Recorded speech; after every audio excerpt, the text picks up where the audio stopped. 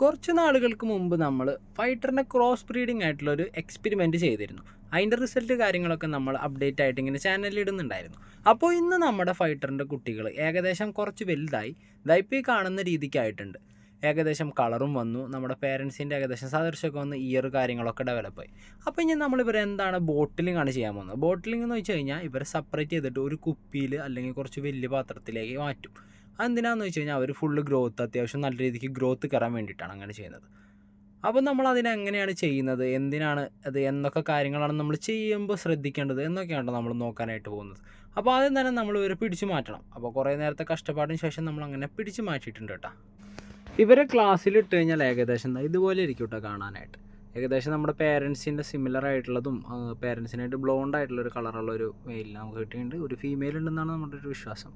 അപ്പോൾ നമ്മൾ നേരെ നമ്മുടെ ചെറിയൊരു സെറ്റപ്പിലേക്ക് വന്നിട്ട് ഇവർ നമ്മൾ ഈ ബോട്ടിൽ നമ്മൾ ഓൾറെഡി സെറ്റ് ചെയ്ത് വെച്ചിട്ടുള്ള ബദാമിൻ്റെ ഇലയും പിന്നെ കുറച്ച് കല്ലുപ്പ് കാര്യങ്ങളൊക്കെ ഇട്ടിട്ട് ഒരു ദിവസം മുമ്പ് നമ്മൾ പിടിച്ചു വയ്ക്കും. അതിലേക്കാണ് നമ്മൾ ഇവരെ റിലീസ് ചെയ്യാനായിട്ട് പോകുന്നത് കേട്ടോ.